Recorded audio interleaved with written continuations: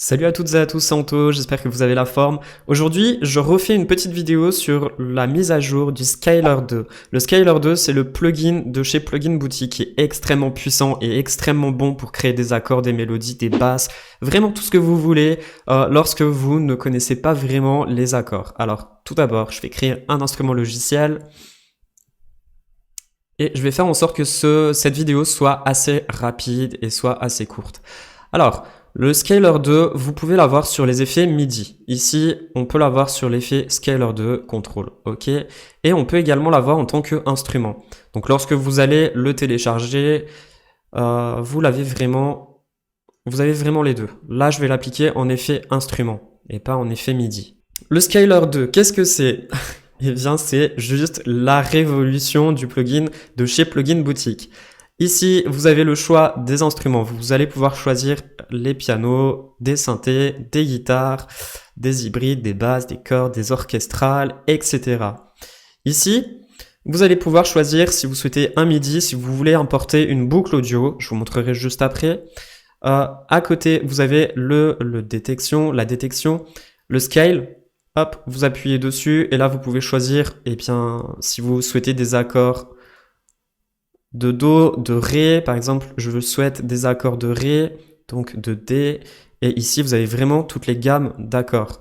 Sachant que si vous souhaitez un style particulier, eh bien par exemple vous souhaitez avoir des accords latins et un peu compliqués, eh bien vous savez qu'il faudra jouer en D super Locrian Diminish Scale.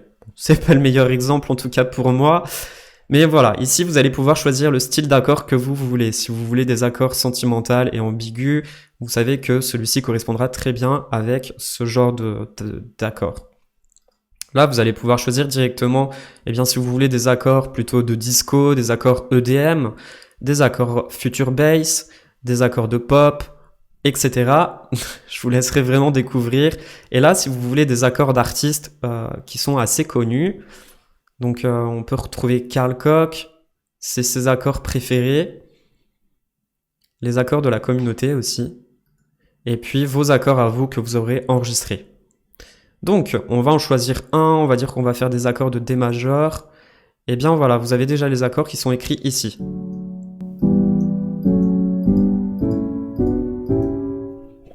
Et à côté, vous allez pouvoir choisir si vous souhaitez une octave de 2, si vous souhaitez une octave de 1.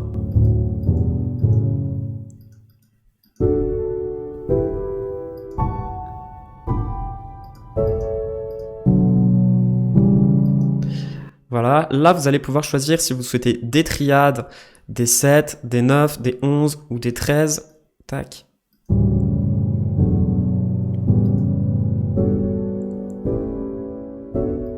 Ça va vous permettre d'amplifier vos accords. Ici, vous avez les voix, donc c'est pareil, ça va vous permettre d'amplifier les accords, et puis d'y ajouter des variations sur vos accords, et puis de la modulation. On reviendra dessus tout à l'heure. Tac. Et en dessous, eh bien forcément, si vous avez trouvé des accords qui vous intéressent, un enchaînement d'accords, vous allez pouvoir les glisser ici.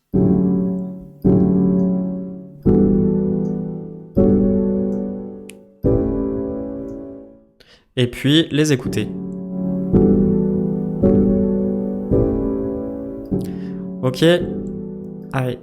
Ok, alors là, vous avez choisi vos accords. Alors, j'aurais peut-être pu faire quelque chose de plus simple et ajouter directement des accords de triade. Donc, on va les supprimer. Tac, remove. J'appuie sur CTRL et je les supprime. Remove, remove. Ok. Alors, là, je suis dans des accords de triade, de D majeur, et je suis dans un D majeur. Donc, tac, je vais choisir.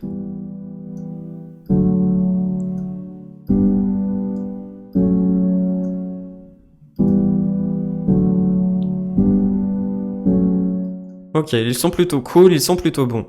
À côté, donc, je remonte tout en haut. Alors, forcément, vous pouvez également les activer avec votre clavier. Si par exemple, vous appuyez ici, hop, vous avez le petit bouton qui est allumé. Vous avez juste besoin de regarder ici votre clavier MIDI et également appuyer sur votre clavier MIDI. Alors, c'est une octave en dessous. Et vous voyez ici, le petit bouton blanc, c'est là où j'ai mon doigt qui est appuyé. et en bleu, c'est les accords qui sont joués. Comme ça, vous pouvez jouer directement vos accords aussi. Et puis, hop, si par exemple je choisis des accords cinématiques, on va dire des accords de type film d'horreur, eh bien vous avez les accords qui sont directement ici. Donc on peut l'activer, et là vous avez pareil que je vous ai montré en dessous. Là, ce sont des accords qui sont des accords d'horreur.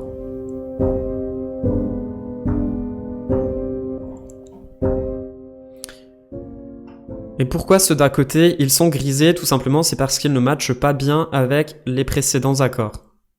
Voilà. Donc vous voyez, moi, les accords que j'avais en dessous, ils ne matchent pas bien du tout avec le type de mode dans lequel je suis. Donc ceux-là, je sais qu'ils ne sont pas bons. Les accords que j'avais ajoutés juste avant, ils ne correspondent pas vraiment aux accords qui font partie de ces accords d'horreur. Ensuite, à côté, donc je vais remontrer au-dessus. Donc là, je suis dans le main. Tac. Alors, au-dessus, vous avez le choix de la performance. Vous allez pouvoir activer vos accords pour qu'ils jouent en arpège ou en strumming. Alors, en arpège, vous pouvez choisir l'arpège en up, en down, en up and down. On va écouter. Oups.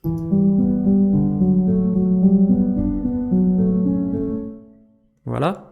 On peut choisir également la rapidité si l'on veut que ce soit des accords d'arpège en 1/8, en 1/32. On va les faire jouer un peu plus rapidement du coup.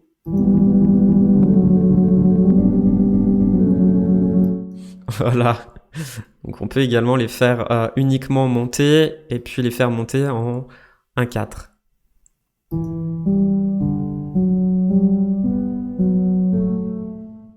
Et ça, c'est cool parce que vous pouvez directement faire un drag and drop. Donc, vous prenez, hop, et vous le glissez.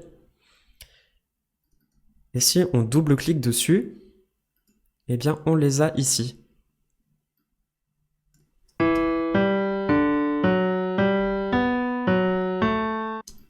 Tac, je vais revenir directement sur le scaler. Et on va dire que je vais les jouer en 1/16. Et pareil, je refais également un drag. Hop. Je le glisse dedans.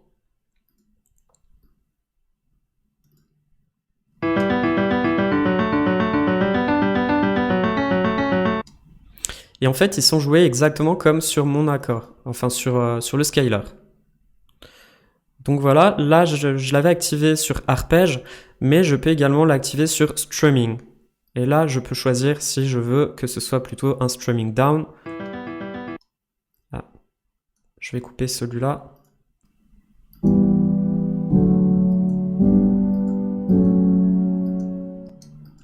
Et je vais le mettre en slower.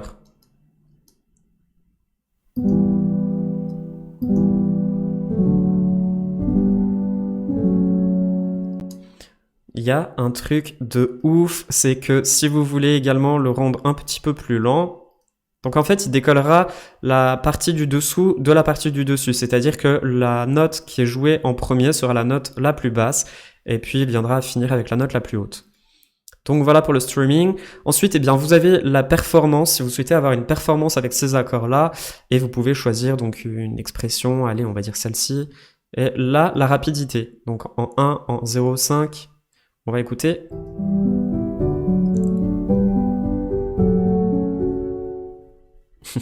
C'est extrêmement cool. Et vous avez plusieurs choix. Hein.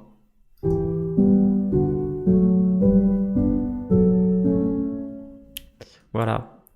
Après, on peut tester aussi celle-ci.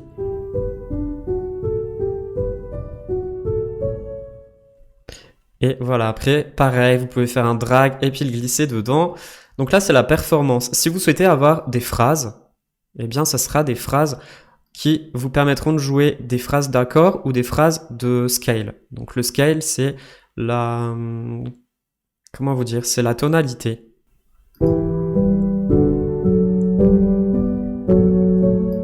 Donc en fait, ce sera plusieurs accords qui seront joués. Si par exemple, je le mets en scale...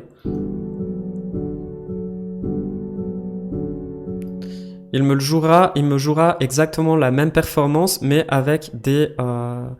Enfin, que ça restera toujours dans la même gamme. Ensuite, eh bien, vous pouvez choisir des rythmes. Tac, on va choisir un rythme comme ça.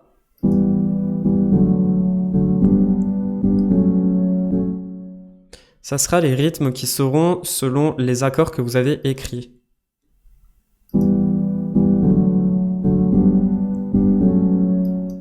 Voilà, c'est extrêmement puissant et c'est super bon. Si vous voulez uniquement une mélodie avec le scale, eh bien, hop.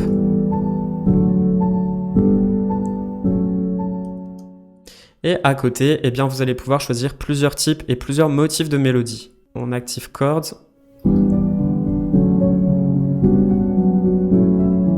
Là, la mélodie sera jouée selon les accords qui sont définis en dessous, et pas selon les accords, enfin la tonalité du morceau. Vous pouvez également choisir uniquement une basse,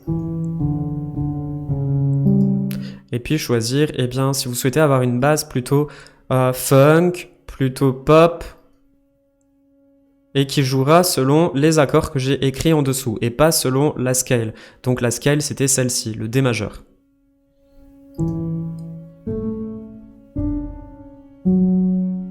Je vais choisir un autre.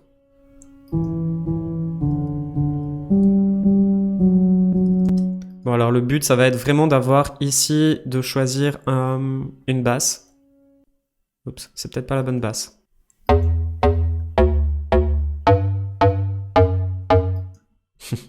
Voilà, vraiment, vous allez pouvoir vous éclater et puis tester plein de trucs. Alors ici, je vais revenir sur la performance et l'humanisation. Si vous souhaitez avoir une humanisation, donc une quantification, ou ajouter un peu de swing. Si par exemple, je lui ajoute une quantification, tac, celle-ci.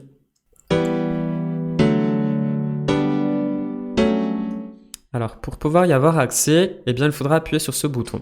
Ce bouton-là, c'est le bouton des settings, les paramètres. Eh bien, vous allez pouvoir le faire jouer directement ici en synchronisation avec votre DAW.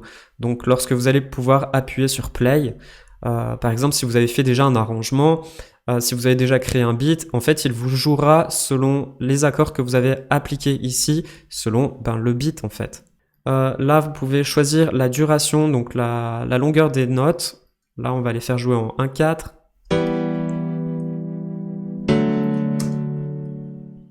Tac. Et pour plus de précision, je vais activer le métronome.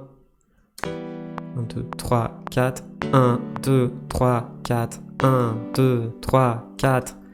Si je le mets en 1 beat. 1, 2, 3, 4. Ok, alors je vais le mettre en 1/4, il était plutôt bon, c'est vraiment du basique. On peut choisir aussi une quantification si on souhaite que les accords soient plus longs. 3, 4, 1, 2, 3, 4. Ou sur le prochain beat, ok. Et bien en dessous, on peut faire également des choix d'expression, donc des accords, des modes, etc. Si on souhaite avoir une mélodie qui soit jouée à 1 octave supplémentaire ou une mélodie normale. Là, on a le choix de la basse. Si on souhaite que la basse soit jouée selon les accords ou la tonalité dans laquelle le titre il sera joué. Le choix du pattern.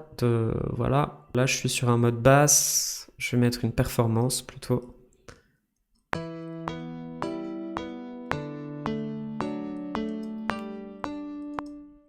Play quantize.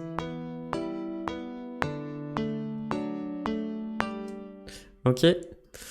Donc là, c'est l'expression, le strumming. En fait, c'est tous ces petits boutons qui sont ici. La performance, l'altération, etc. Donc dans les expressions, si vous souhaitez avoir uniquement une mélodie qui joue selon les accords, alors je vais choisir ce genre de mélodie. Alors là, on a le choix. Il va jouer la mélodie. On écoute. Et qui seront joués selon les accords que j'ai écrits. Donc là, on peut choisir la mélodie, on peut choisir également les accords plus la mélodie à 1 octave supplémentaire sur la mélodie, ou les accords plus la mélodie. On va choisir la mélodie qui sera jouée à 1 octave supplémentaire, selon les accords que j'ai écrits ici.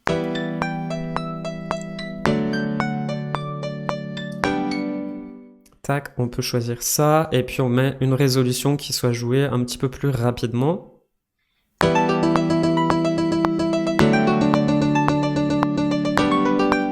Alors là, ça va un petit peu trop vite, je trouve. Tac, et selon les accords, toujours.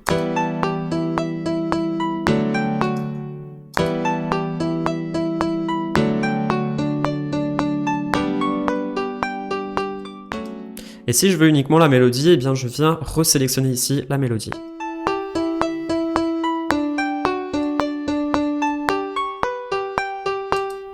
Voilà, c'est un truc super fun, super cool. Je vous conseille en tout cas de le tester. Ensuite, eh bien, vous avez l'édition ici. Vous pouvez, sur les accords que vous avez, tac, je vais revenir sur la performance que j'enlève. Le choix des accords, donc vous pouvez modifier les accords. Là, on peut augmenter ou diminuer l'octave.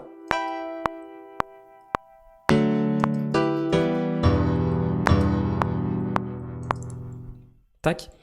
Je vais le mettre en 3, je vais le relaisser en normal. On peut également diminuer les semitons ou les augmenter.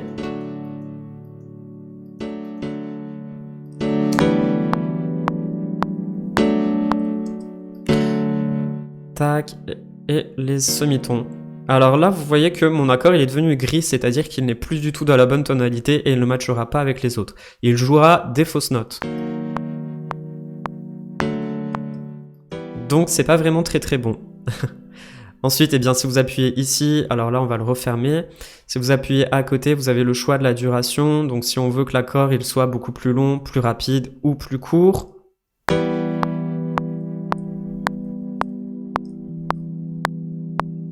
Voilà. Donc vraiment, il le garde en mémoire. Donc là, on va le mettre en 1, on va le laisser en basique. On peut également le faire répéter 2 fois.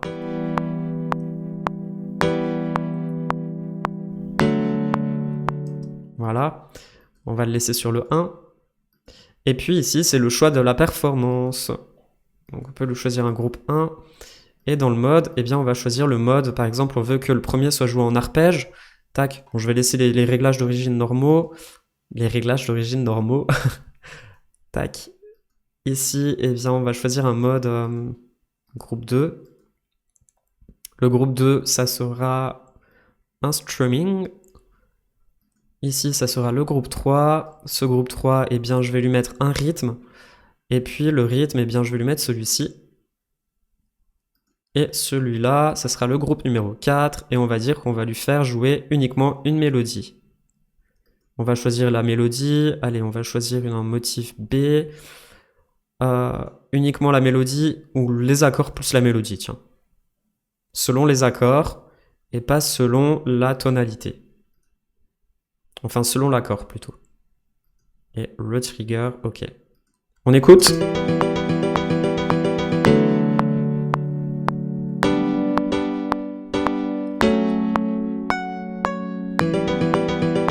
Voilà. C'est assez cool et vraiment, je vous conseille de vraiment le tester. Alors, si vraiment après vous voulez le supprimer, eh bien vous appuyez ici sur ce petit bouton, ok. Ok. Ok. Donc le choix chords, eh bien, il vous permettra de pouvoir, si vous appuyez sur les accords, ici vous avez le cercle des fifths. Et en fait, eh bien, si vous souhaitez donner une nouvelle harmonie à votre accord, eh bien, vous allez sélectionner ici l'accord du D majeur. Donc on va choisir le D majeur. Il est ici. Là, vous avez plusieurs choix d'harmonie.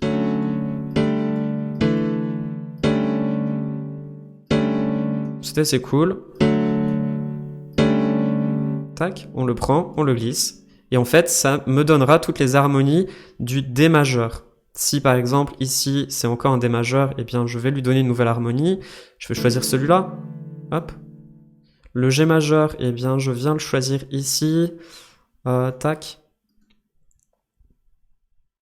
Je veux lui choisir une nouvelle harmonie. Tac. Et on peut écouter.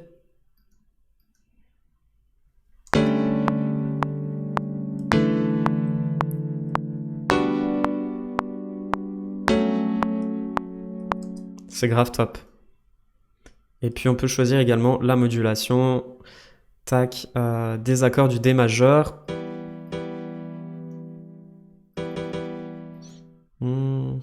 Donc on choisit par exemple ouais, le D majeur. Et ici, on peut entendre, enfin on peut voir plutôt, toutes les différentes techniques, toutes les différences techniques. Oula. On peut choisir justement d'avoir les accords du D majeur et puis entendre tout ce qui peut matcher entre le D majeur et plusieurs accords. Donc tous ceux qui sont en gris, on ne les utilise pas puisque ce sera des fausses notes. Donc on va jouer par exemple ce D majeur là, ce E mineur là qui est plutôt bon et qui match avec le précédent, ce F, ce G,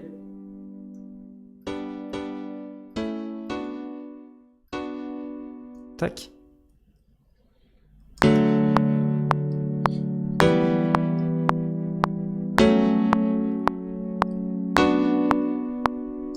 C'est top. Il y a un truc assez fou, c'est qu'il est capable de pouvoir détecter également les accords qui sont en format MP3 ou Wave. Alors, vous allez cliquer ici. Alors, si vous sélectionnez audio, il vous suffira de glisser directement un sample, le glisser dedans pour qu'il puisse détecter les accords. Et si vous sélectionnez Open Audio File, eh bien, il va vous ouvrir une fenêtre qui vous permettra de venir choisir un accord ou un accord, ou plutôt un sample. Alors c'est vrai que par moment, il peut déconner lorsqu'il détecte les accords. Donc on va rechercher chords, cela.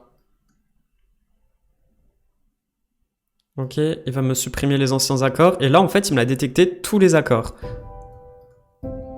Bon, elles sont jouées quand même dans une tonalité un petit peu plus haute. Tac, j'active ici et j'ai plus qu'à appuyer sur les boutons de mon synthé.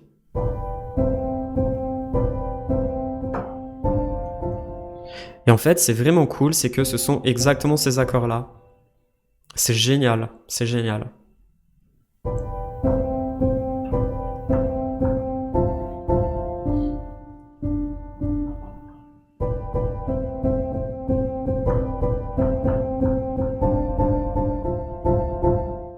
Voilà, en fait c'est extrêmement puissant puisque ben, forcément ici vous saurez exactement quels sont les accords qui ont été joués dans cette loops.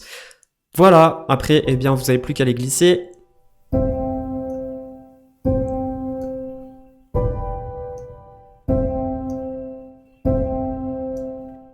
Et puis mettre play.